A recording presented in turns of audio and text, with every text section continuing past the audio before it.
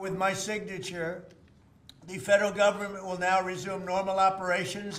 It's the end of the longest government shutdown in history. The yeas are 222, the nays are 209. The bill is passed. The motion is adopted. But going into the vote, some House Democrats slammed the bill. I think it is a raw deal for the American people. The deal to end the shutdown includes job restoration for thousands of federal workers fired during the shutdown, back pay for furloughed workers, protections against mass federal layoffs through the end of the fiscal year, and funding SNAP benefits through the 2026 fiscal year. But it's what the bill doesn't include that is getting the most reaction, an extension of the Enhanced Affordable Care Act subsidies, which millions of Americans rely on. They're set to expire at the end of the year. Every person in our country has lost a loved one to cancer, and yet you would vote to deny people life-saving cancer treatment and research. Republicans control the House, the Senate, and the White House, and with the majority, you have chosen to enact harm to make people hungrier, poorer, sicker, and less safe. Republicans have promised a future Senate vote on ACA subsidies. The House, though, has not committed to taking it up. After the vote, House Speaker Mike Johnson placed blame for the shutdown squarely on Democrats. Absolutely no question in anybody's mind now that the Democrats were responsible for this. I'm Sherelle Hubbard reporting. The U.S. government is finally back open, but the fallout continues. It costs about $15 billion a week, and it accumulates to maybe 1.5% of GDP. While there's relief for travelers, I am happy that it'll get back to some kind of normalcy. Flight delays and cancellations are expected to linger as air traffic control facilities staff back up. Thursday, nearly 1,000 flights were canceled due to those staffing issues, FAA mandated cuts to keep the airspace safe, and unrelated reasons. It remains unclear when regular operations will resume. It's going to take a long time. The problem is that the cascading effect that has occurred during the government shutdown is going to just kind of build on top of itself. Across federal agencies, the hundreds of thousands of furloughed workers will have to address a more than 6-week backlog of work, from food safety inspections to NASA operations to tax refunds. Federal workers say it takes time to get things back up and running. And the battle on Capitol Hill still isn't over. There are no guarantees Congress will extend the health care subsidies set to expire at the end of the year, something demanded by Democrats as Affordable Care Act enrollees brace for premium increases. It went from $400 that we're paying right now to $1,975 for the same policy. The legislation also only funds most of the government through January, which means in less than 3 months, the government could close its doors again. In Atlanta, I'm Ivan Rodriguez. At least it's nice out, right? Tom Dempsey with News Nation. I was hoping you could talk about the impact of the government shutdown now being over and the effort to get federal workers paid. Well, our Council of Economic Advisors said that it cost about $15 billion a week, and it accumulates to maybe 1.5% of GDP when you account for multiplier effects. And their current estimate is that 60,000 Americans, not government workers, have lost their jobs because of the reduced economic output. Affordability has become a key word after Election Day last week. How has President Trump, from your perspective, made things more affordable for Americans? Oh, I mean, the first thing that we've done is we've stopped the runaway inflation. And the second thing we've done is we've pushed policies that have caused incomes to grow a lot.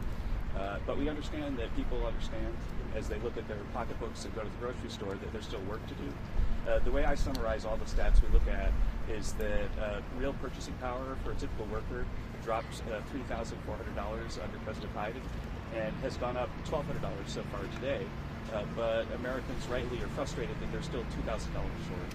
And that's something that we're going to fix, and we're going to fix it right away.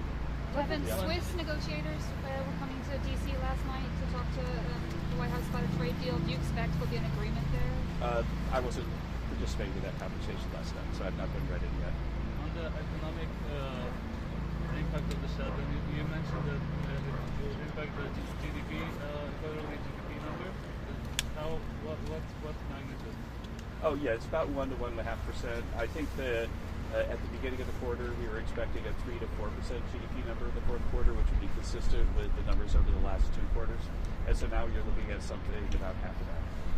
How realistic are these $2,000 tariff checks that the president wants to send to all Americans? Is that actually going to happen? Well, it's something that will require legislation. But if you look at how much tariff revenue has been coming in, then there would actually be enough room to cover those checks and not go into the rest of the budget. So yeah, there would be enough money to pay for the $2,000 checks. So are you actually actively working with Congress to try to make that happen? And we're actively studying the matter and getting the numbers straight so the president has all the choices he needs to decide what to do. You talked about the impact on... When can furloughed employees expect to get paid back? We expect that people who were actually brought back in as essential employees a couple days early so that the furloughed employees could get their checks as soon as possible. And I was really pleased to see some of my furloughed employees show up today, and there's a lot of hugging and smiling.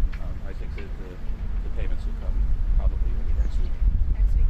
I think that's what maybe even before. There really has been an aggressive effort to get people to get their checks as soon as possible. Can you talk about the lack of economic data this month? How much is that going to impact you going forward, especially as you're talking about that issue of affordability? Well, there's some data. The September jobs report has already been cooked, and we expect we might get that next week. It just hasn't been released. The October employment report for the payroll side will be able to be calculated, but the household survey wasn't completed. So we'll get sort of half the jobs report. Most everything else, I think, we'll be able to concoct the correct number after we look back. But we will never know what the unemployment rate was in October because there wasn't a household survey. But I thank you all for your attention. Thank you. Thank you. From the nation's capital, this is the National News Desk, America's News. Now, thank you for joining us. I'm Dee Gatton, and we are starting with breaking news tonight. The government shutdown coming to an end nearly after 43 days, with President Trump expected to sign the spending bill into law just moments from now. We have team coverage. Jeff Harris covers the fallout from newly released emails related to Jeffrey Epstein as the House reconvenes for the first time in nearly 2 months. But first, we go to Ryan Smith at the live desk with more on this vote, Ryan, to end the historic shutdown. Yeah, that critical vote coming in late tonight, just about 90 minutes ago. And again, President Trump plans to act quickly tonight. We are waiting for him at the White House to sign that funding bill into law really at any moment now. And remember, this was the first time the House was in session in nearly 2 months, backwards till September 19th, you'd have to go. Similar to what we saw play out on the Senate side, there was a Democratic division tonight. 6 House Democrats, you see the lineup right there, voted the measure through alongside with their Republican counterparts. Now, in the end, a historic 43-day shutdown here, and Democrats did not get an extension for enhanced tax credits that lower the cost of health care through the Affordable Care Act. Meantime, Democrats say the fight is not over. Either Republicans finally decide to extend the Affordable Care Act tax credits this year, or the American people will throw Republicans out of their jobs next year. Democrats in Congress, including the minority whip, shamefully admitted they were using the misery they inflicted on the American people as leverage to achieve their leftist wish lists of demands. This legislation now funds the government through at least January 30th and provides funding for some government agencies through the end of the fiscal year. As for air travel out there, the impacts there, FAA officials saying tonight more air traffic controllers indeed are coming back to work. And because of that, those mandated flight reductions we've been reporting on for the last few days, those will remain at 6% instead of increasing to the planned 10% at the end of this week. Speaking of, even with a critical vote tonight, aviation industry leaders warn staffing shortages impacting air traffic control towers nationwide may still persist into the holiday season. Transportation Secretary Sean Duffy says the ATC Training Academy remained operational during the shutdown, offering some hope that reinforcements are on the way, though the stalemate in Washington may have hampered progress. Long after you all finish covering the shutdown, we are going to be stuck dealing with this problem where we're about 2,000 controllers short, trying to make up that difference. But we've seen that young people have been less willing to be air traffic controllers when they see they may not be paid. Duffy says air traffic controllers should expect to receive their back pay within 24 to 48 hours of President Trump's signing of the funding. I'm Matt Gelka in Washington. Some of President Donald Trump's most loyal and vocal supporters are wondering why he made comments about bringing in foreign workers for skilled jobs. While the Trump administration continues an ongoing immigration crackdown, the president went out of his way to defend the H-1B visa program, which allows employers to hire specialized foreign workers. You also do have to bring in talent. When we a have country plenty of talented people no, here. You don't. No, you don't. We don't have talented people here? No, you don't have certain talents, and people have to learn.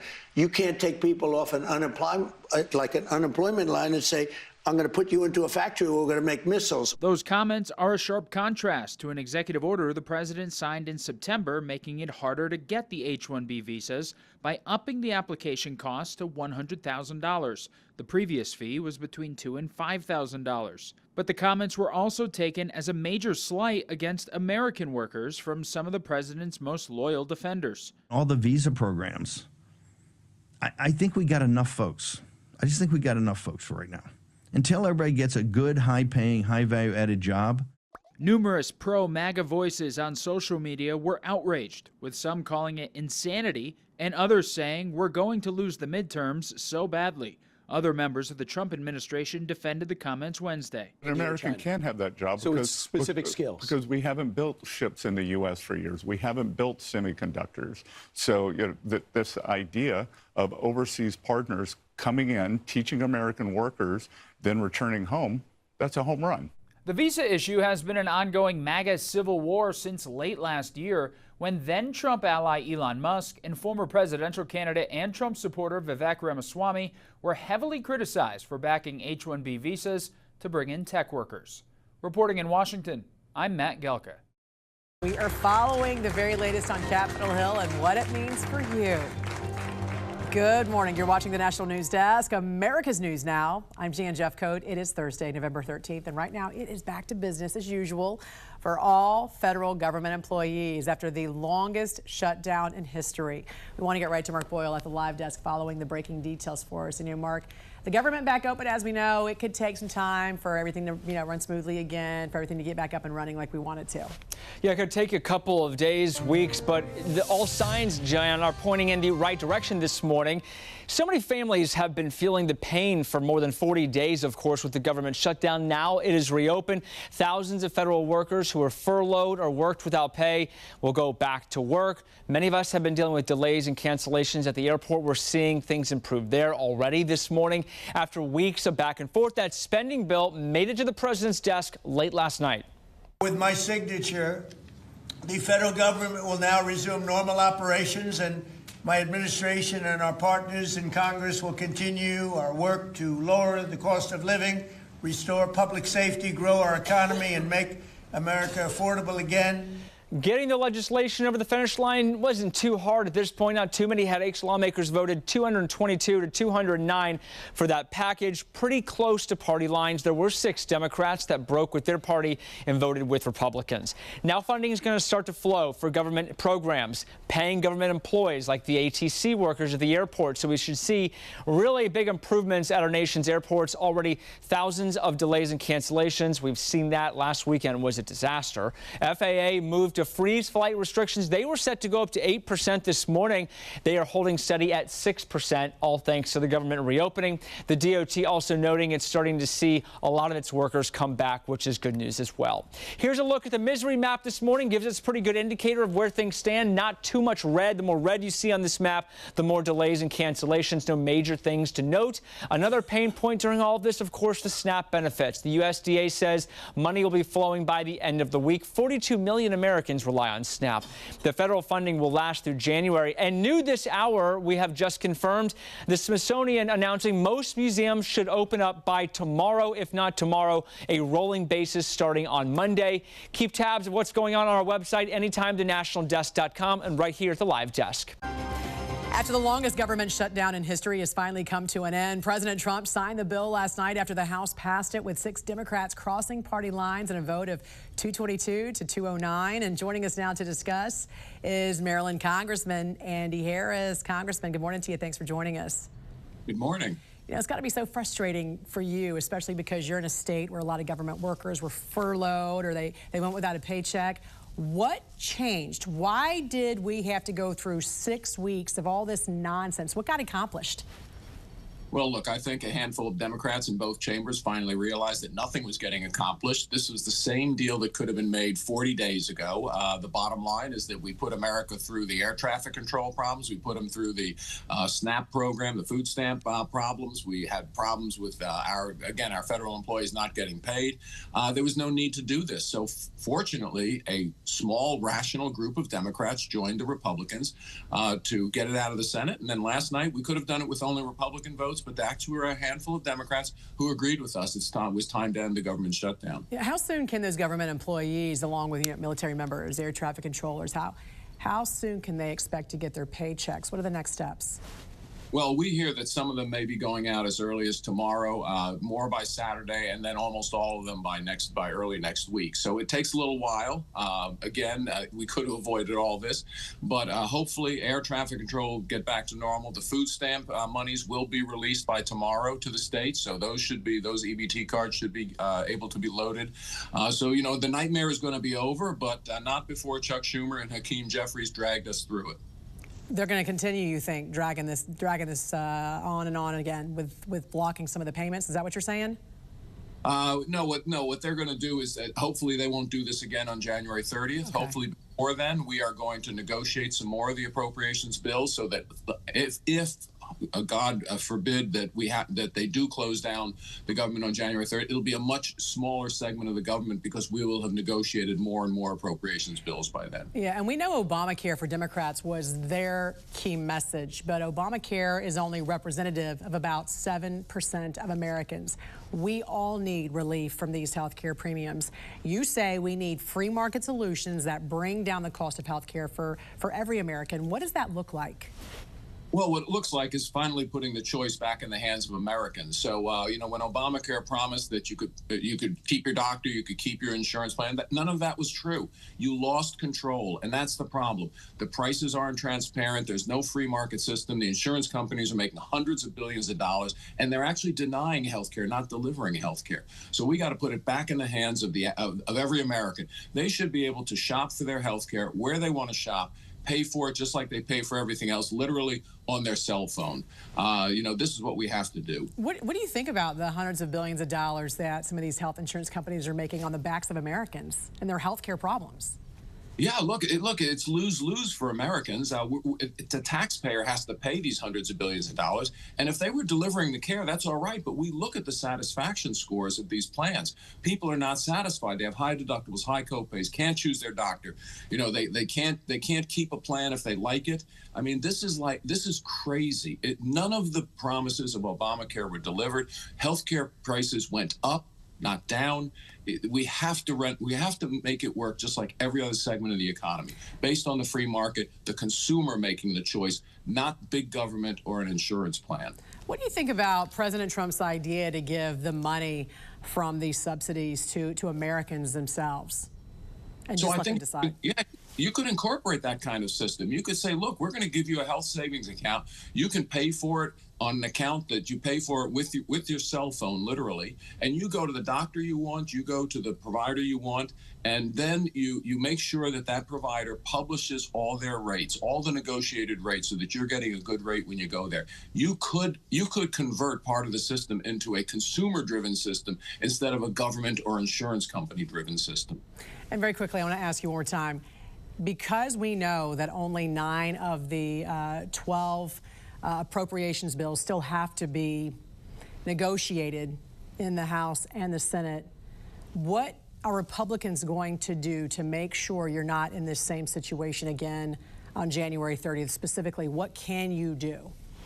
Well, we're going to do the same thing we did before this last shutdown. We're going to begin negotiating appropriations bills. We had the negotiations on the first 3 bills almost completed, and then they shut the government down. Government's reopened. We're going to put a couple of packages together. We're going to negotiate them. Now, if the Democrats negotiate in good faith, I think we're going to pass 5 or 6 more bills by January 30th, leaving only a very small part of the government unfunded at that point. Then we make the decision, are we able to fund the government for the rest of the year with another continuing resolution or another stopgap measure to get the last 2 or 3 bills done? But there is now a runway, and that's what was the importance of yesterday's vote. It created a runway to actually Congress to do its job on appropriations bills. All right, Maryland Congressman Andy Harris, we appreciate your time. Thanks for joining us. Thank you.